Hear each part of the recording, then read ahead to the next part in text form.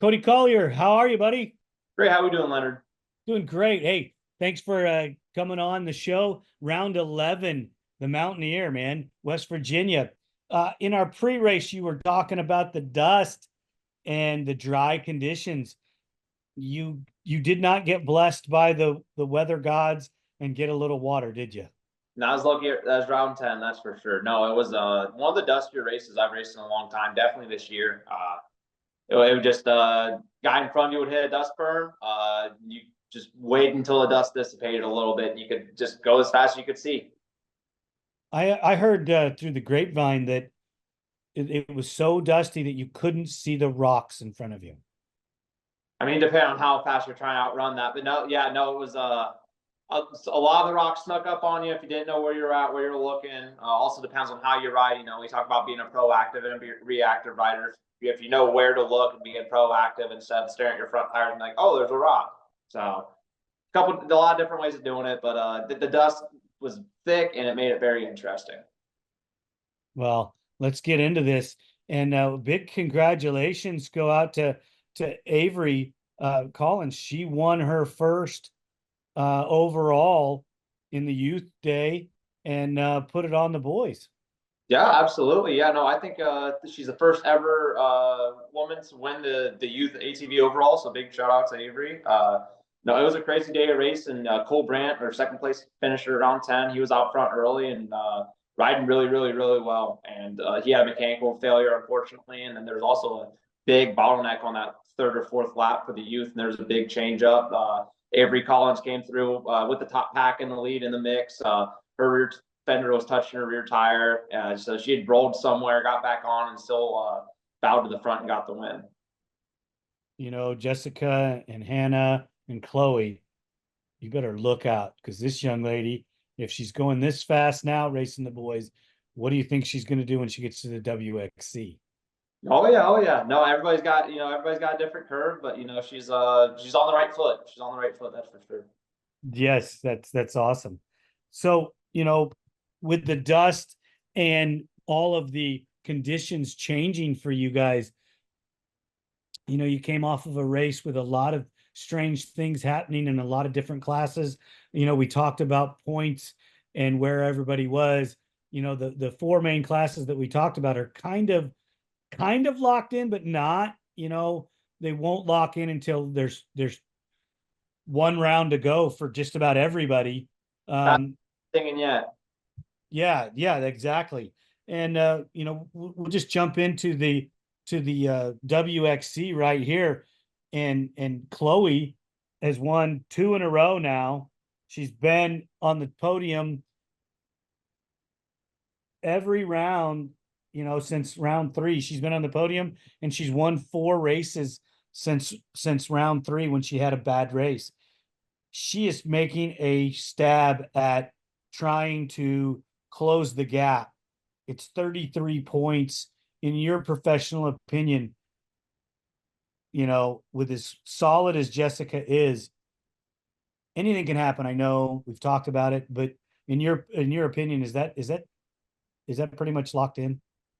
I mean, more or less, like we said, like I just said, Fat Lady ain't singing. It's not over till it's over. That's why you go racing. Not over till the checkered flag flies. So you always got to keep fighting. You never know. So it's tough for sure. You can't just go. It's tough knowing that you going out and beating them every time isn't enough to get the job done. But you still got to do it. You still got to put on the pressure. You still got to, hope it's just, you don't want to hope anything ill on your competitors or anything. But hopeful it's something goes your way. Right. And Chloe seems like a young lady that is just happy to ride and wants to ride no matter what. Bless you. Sorry about that. Larry's going to have to edit that. Thank God it's not live. Wow, that came out of nowhere. Elioff was in second, and I didn't see the lap times, but it didn't look like she was that far behind. No, I think it was like less than 10 seconds, 10 seconds right in there. And in that much dust, wow, that had to frickin' be almost horrible. Yeah, no, there was a lot of like 20-second splits early in the race. like for my class, I'm not going to say names or anything, but it was like first place had a 20-second lead over second, had a 20-second lead over third, and you know, with top three kind of checked out. But it seemed like a lot of times that there was battles, it was kind of 20-second staggers because of the dust. But as the day went on, as you started getting the lap traffic, the leader's now catching dust from lap traffic, and it kindly slows him down. It was more like 10-second gaps for the most part. How long did it take for you guys to catch lappers? Typically we catch them pretty early in the race, like end of the second lap. We start getting into them pretty heavy, but this race we just didn't really start getting into them until like halfway through lap 3. Started getting into them heavy. The course wasn't, you know, the course was a little longer. I'm sure that helped a little bit, but wasn't, you know, it wasn't anything crazy. Really? Yeah, so the shorter the course, the quicker you're going to hit the lappers. So it was a longer. It felt longer. It was a slower pace course and everything with the dust and everything going on. Wow, and you know, Hannah Hunter ended up third on that race, and Caitlin, I thought Caitlin was going to come out swinging. I don't know where she ran all day, but with the dust, it might have been tough for her to work her way through. She still finished a good fourth from what I am hearing and seeing. So the top 5 all finished in the top 5 spots. You know, the only inversion was Chloe and Jessica swapping out the 1 and the 2. Yeah. No, those girls are super consistent, really good riders. Kind of figured out the pecking order, I guess, for the year, but someone's got to start taking swings, moving up that pecking order. Come on, ladies. I don't think that I think Jessica had better freaking be looking over her shoulder. Chloe seems to be the one that's coming out the strongest. Hannah may get it dialed. You know, I think Hannah's finishes have been better. If you watch some of her social media, they've been doing some extra riding. Her and Steven have been going out and doing some extra schools and extra things, extra riding, maybe some local races. So maybe she's developing that Yama a little bit more, and she'll come out just even stronger. Yeah. No, she's getting comfortable for sure. Just got to put pieces together. Not sure. She knows what she needs to work on. She knows the missing pieces. Get back where she was.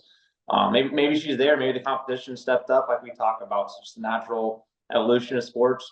Maybe Jess and Chloe stepped it up, and now Hannah has to figure it out. That's maybe. Yeah. Gotta get comfortable being uncomfortable sometimes.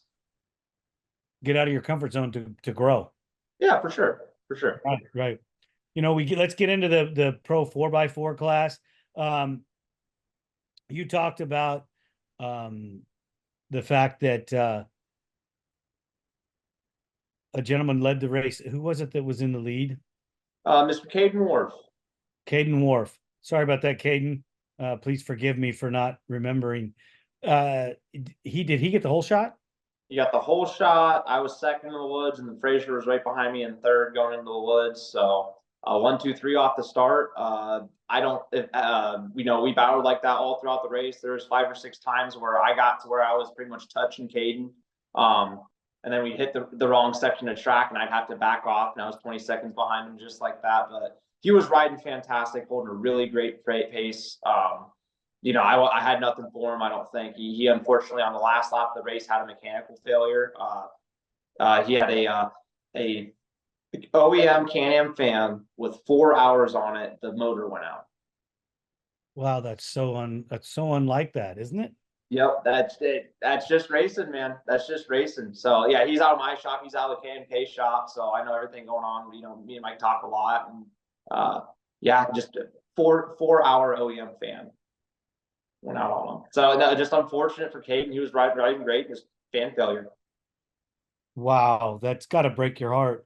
But you know, he's been it broke my heart. You know, I was in second place at the time, where I got second on the start. So I'm just holding second, and I see him come to a stop and turn on and off one time. I smelled a little bit of antifreeze coming up to that point. I'm like, oh, come on, don't tell me it's so. I thought he was going to win. I was excited for him to get his first win, and he ended up breaking down, and right on around I went.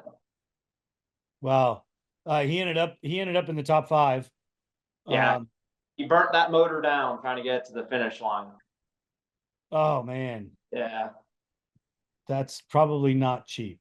No, it's not. It's not. But no, he no, I talked, I'm friends with the Wharfs and I talked to him a good bit. And I just told him to try to take the positives from the weekend and move forward and look at what you're capable of doing. And don't be too down on yourself. Be excited about what's to come.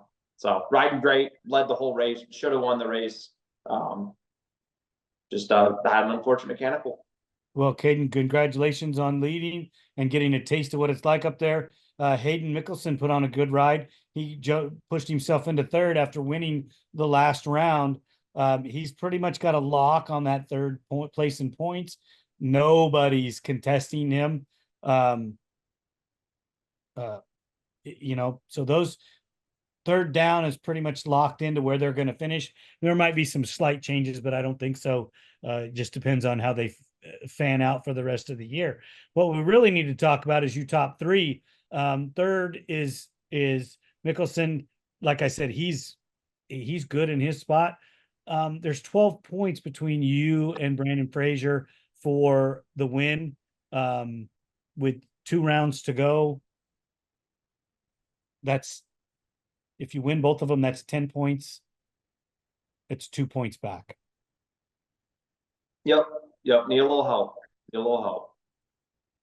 So that's what we were talking about in the last episode, how it sucks going into them knowing that just winning isn't enough. You need a little help as well. Never wish anything ill on your competitor. Don't want them to wreck and get hurt or anything, but maybe tag a tree and break a tie rod for me or something. But no, it's just, put yourself in the right spots, make the most of your moment, go out and get the win.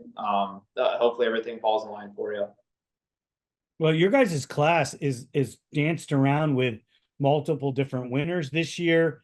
And you and Brandon have won the majority of the races. You've won 4, he's won 5.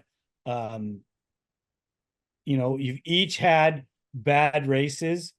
Unfortunately, it just doesn't seem that when you count them out, you've had just a couple less than, or a couple more than he has.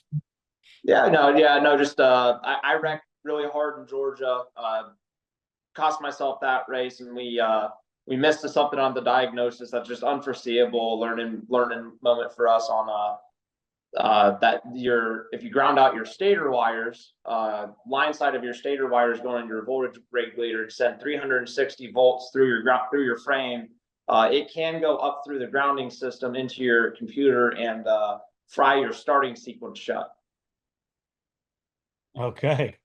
So that's what happened to me at Camp Coker. I made it an hour and a half into the race, and where that contact was almost making contact, I jarred it enough, or it got warm enough where it started making contact. And my quad started auto firing, like trying to start. Oh, wow. So I did something enough, beat on that computer enough, it broke loose on the contact, and I was able to make it 4 more corners until it started this starting sequence again. And I just held it wide open to the finish. I was like, I'm not letting this thing bog out. I don't care if I rip the starter out of this thing. I'm going to finish this race. I ended up finishing, but I think it was like 5th or 6th. So it really hurt me in points. So just a couple unfortunate things. My thermostat going out. I probably should have won the Florida GNCC, but anytime I hit water, water was getting down into one of my grounding out one of the spark plugs on my head, and I was misfiring on one of my cylinders. Just a couple unfortunate mechanical things this year. One on me, just a couple of things we're just learning and moving forward with. You know what? It happens in developmental years, learning your product, having things fail that never have failed before. That's racing. Yep. That's how I try to take it on the chin, just racing. And I trust Mike. I love the KMK off road, his whole program he's got going on. Trust and believe in him. So we're just figuring out one part at a time. When we transition into the WXC, the Pro Am guys, we talked about Dalen Walraven back at round 3, getting on the box. He moved himself up this last round into the 5th spot, and that's the second time he's broke into the top 5 this year. Seems like he's doing well, and made a difference on moving up the tough race. Maybe he had a good start and a good ride, maybe he likes the dust. Maybe he should come out and ride in the West. No, the boys at Pierce Performance started calling him the Mud Raven after his race in Georgia where he did so well. So he was Right. Raven for it was so muddy in Georgia, they started calling him Dylan Mud Raven. But no, he actually came from the back of the pack all day. He did get a great start, came from the back of the pack and charged. And as people were dropping off with the rocks and the dust, he just kept moving forward. Like So I said, maybe he had to come out West. We get him into some good ride from Dylan. I think he's been out West once or twice actually and raced out there. But yeah, no, he had a really good season last year, really breakthrough season for him, a lot of top fives. I thought he was going to be more up to pace in the XC2 class, more competitive on the top five end this year. But you know, a little bit of a rebound year for him. Hopefully, you know, figures out the last two or for next year. Right. Well, Kenny Schick put himself in fourth on that day. He likes that number 4 spot. He's been there a couple of times throughout the year. So those guys put on good rides. There was a little bit of mix up with some of the other guys that are usually running up front or farther up. You know, Keys and Galata didn't finish where they would have liked to, but they weren't that far back. I mean, it seems like it might have been a little rough, but they still fared okay.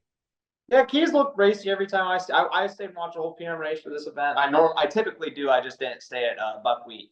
I typically stay for the whole event. The Dalton, every time he went by, didn't really look like he was having any hiccups. Just something wasn't jiving with them. But James, whenever he went by, James Glauda, something seemed wrong. It seemed like he just wasn't comfortable with the bike. Something was wrong with him or the bike. Just wasn't real racy. Or the dust. What was wrong with him? No, I was in a nice little section. I'm not going to sit there and eat dust, Leonard. I'm going to go sit in a nice spot. You had enough dust for the day, right? I knew the good spots. I just got done racing. I went to a nice spot, nice cool corner. I was good. Enjoy it, right? Absolutely.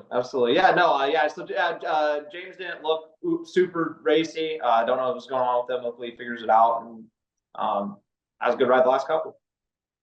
Right. So your top 3 guys, you know, went 1, 2, 3 as they sit in points. You know, the 4th to 3rd interval could change if something crazy goes on, but that 3rd spot's pretty locked in by the West Coaster, Braxton Grosse, you know, with 3 wins on the year and put himself on the podium this round. You know, West Coast guy riding in the dust probably suited him. Maybe the rocks got a little bit to him, slowed him down a bit, but for the most part, he put on a pretty good ride from what I see. Yeah, no, he first couple laps he was checked out. I really thought he was going to keep walking away from him, but don't know if he had a bike problem, caught something wrong, this rock snuck up and caught him or something. But yeah, he ended up dropping back a little bit towards the end of the race, and or Eller and Thieman really just picked up and turned it on and ran him down. But yeah, Grosse looked great out front first couple laps, but the East Coast boys are coming. Yes, you know, Alex again with his 3rd second in a row. Round 8 he won, but then he's been second. The only 2 guys to have beat him since round 8 were Grosse and Mr. Consistency Eller. Eller has won the last 2 and just pretty much putting a stamp on the fact that he wants to be the guy for the year. You know, he's got 12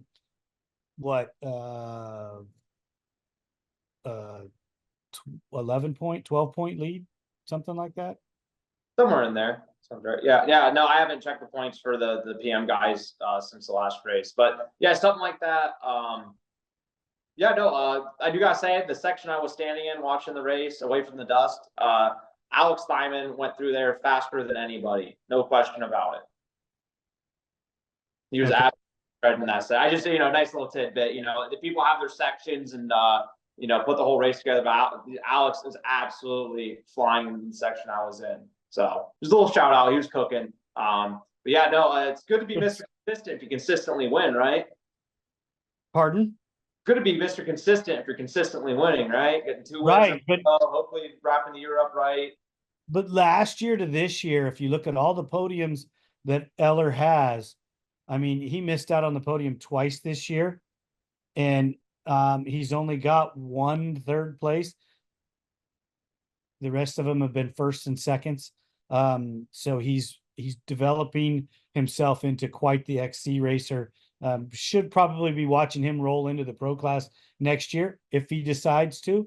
I think he'd be well deserving there. He does have a 16-point lead as well. Nice. Yeah, no, I don't know what's going on over at his camp. He's got a great camp around him. Got Bryson Neal on the team. You know, I'm sure that always helps having that guidance. But from the outside looking in, I'd say take one more year to develop. You know, get that Phoenix Racing Yamaha another one to defend that title. I don't think he's top 10 overall in points, which is something that's interesting to look at. You know, see how he does in the overalls. I think the consistency and everything is there with him. I think he just needs to work on that speed a little bit with hanging with the XC1 boys. Okay, I could see that. Do you know how old Eller is by chance? Right around my age, I'd say 20, 26 or so. I'm not talking down on him. He's obviously super, super fast, but it can be disheartening to walk into that XC1 class not up to pace and having to catch up all year. So taking one more year to develop, find your footing a little bit more, be more confident, and a more well-rounded rider going to that XC1 class might do you some favors. And there is and he is allowed to do that regardless because he won the title. If he wins the title, they'll allow him to do that. Typically, GNCC, it used to be top 10 overall, was mandatory to be in the XC1 class, and then they changed the rule to top 15 overall. They don't really enforce it too much. They allow, you know, if you feel you should be an XC2 rider, they want you to have that option, but if they wanted to, they could force you to move up. So anybody in the top 15, you're liable to be in that XC1 class at any point in time that they want, unless they allow you not to. So, and a lot of the times, they will allow you to defend your XC2 championship if you're a one-time winner. They'll allow you to go back and defend your title. So my first year in XC2, Cole Richardson and Walker Fowler were teammates on Am Pro Yamaha. Walker won XC1, Cole won XC2. Cole was national number 5 coming out of XC2 class, which is really, really high for an XC2 rider. So Am Pro Yamaha won a championship again in the XC1 and the XC2 class. So I ended up racing Cole again the year he defended his title for XC2. Was my first year too. And you would have won that if he wouldn't have defended? I think I would have had a good shot. I think I was the only reason to have a perfect season. I won round 6 or 7. We were riding. I ran him down about the hour mark, and he ended up blowing his bike up at the last like 5 or 6 miles. I was so close to him when the motor started to burn down. It was burning my eyes, and I had to back off pace to give him some gaps. I knew he was going to break down. So I was there, keeping him honest that race. Don't know if I would beat him straight up, been able to make the pass or anything, but I was there racing him. You know, I was 16 and everything. It was a lot of fun. I ended up that summer going to a local race, sent this tabletop and ended up breaking my wrist and wasn't myself the rest of the year. Don't know if I would have taken that risk had I been the XC2 points leader. So kind of like one of those things, like I didn't finish second for the year. I don't think I would have been such a dumb kid if I wasn't, you know, if I was in a different situation. I get it. You know, let's just jump right into our XC1 class. Our last week's winner did not have a good weekend. He ended up, you know, in the 14th spot, and I don't know if he had a mechanical or what, but he was not a happy guy. Yeah, no, he's a happy guy, man. He's just happy. He's bummed for sure, super bummed. But Mr. Wyowoken, he's a happy guy. He's gonna bounce back, keep his head up, and he's gonna try to get another one at the next one. So no, he not sure what happened. He ended up having some motor on the outside of his oil on the outside of his motor. I never caught if he poked a hole in it or something poked a hole outside of it, you know. So not sure where the hole came from, where the oil came from, but he lost oil and ended up blowing up his motor. So okay. Yeah, the results are really changed around. Ronnie Roush put himself on the podium. You know, I don't want to take anything away from that, but John Galata with his best finish this year in 4th, and you got to see Braden Owens also put himself in the top 5 with a 5th place. So those 3 riders normally they're a little lower in the points, but they've jumped themselves up in the results for this weekend, which is great for them. What do you do with these guys? They all got really good starts. Brandon's kid I've been racing with for years. Me and Bryson won. We're an XC1 and XC2, and he was 14, 15 years old hanging with us for the first 2 or 3 laps at local. So the kid's always been crazy talented. He's just figuring out how to put it together, got himself a new team, new support crew. So he's starting to figure it out, his first top 5 in the XC1 class and with this new team. So things are looking good for Mr. Bowens. Yeah, he was hanging like just inside the top 10 most of the day, and as guys started falling off, he never did. He just kept sticking with it. So, and then also return of the Jong, Mr. John Glado. We love to see it. You know, he's had an off year. He came into the year with a broken wrist, wasn't right all year. I think it's been messing with him, and you know his mindset and everything going to the races. But got a good start here, and I think he was 3rd for most of the day until Bryson started to come through. So they have awesome ride for Junior. And then how about Johnny? Yeah, go ahead. I think that's great. I mean, I've heard so many great things about him. He seems to be a very talented rider. I can't wait till he's 100% and puts himself back up there in the in the top 3, top 4 all the time, where he's supposed to be. Yeah, I agree. You know, last year when he was putting his best rides together last year, consistently battling for podiums. I remember talking to him and him saying how it wasn't that difficult to go that pace. He could do that consistently and manage it, and he felt like he had more in the tank. So that was him. You know, Bryson was still beating everybody's butt, but he was talking about beating up on Hunter and Cole and the rest of the guys in the class. He felt so confident, like he could do the pace, and then to switch this year, I hate to see it. Glad to see he's coming back to form. Hope for him to continue. You know, Boric and McClure both had better rides, more consistently moving up. You know, with being not in the lower half of the class, they were up more into the front with a 6th and an 8th. But some of your other guys that were higher up moved themselves backwards for whatever. I did get a chance to talk to Hunter, and he said it was more, you know, where he started is where he finished. You know, yeah. Never. Go ahead. Go ahead. I know. I mean, that was like we talked about, like with my race. You know, if Kaden didn't break 1, 2, 3 off the start, would have finished 1, 2, 3. Ronnie Rush got a great start. And like we talked about, it's crazy what a start will do you for confidence. And he was on a mission, riding fantastic. You know, even if you do have a dust wall, if someone's got way more pace than you, they're going to run you down through that dust wall. So the fact he was able to hold off Walker and Bryson and everybody for 2.5 laps, almost 3 laps, is awesome. Yeah. Where did Walker get him? He said right before the finish line, end of the 2nd or the 3rd lap, he blew a berm and got sucked up into get off the bike, and Walker was able to pinch him off there.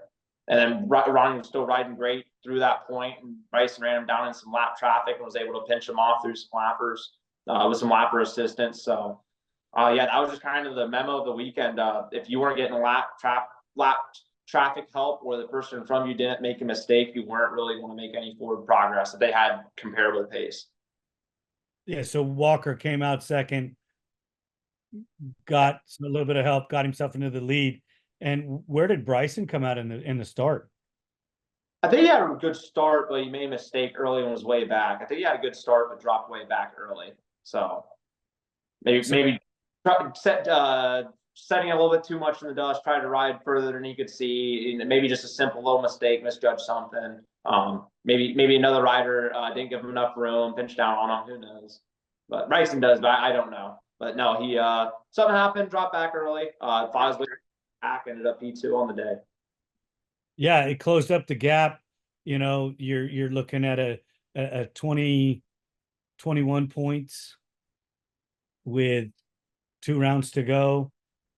2 rounds to go. 2 rounds to go. 2 rounds to go. You know, it's possible. It's totally possible. Absolutely. 1 DNF and he's got the points lead, you know. So that's within a race. That's very very doable. You just gotta keep putting yourself in the right spots.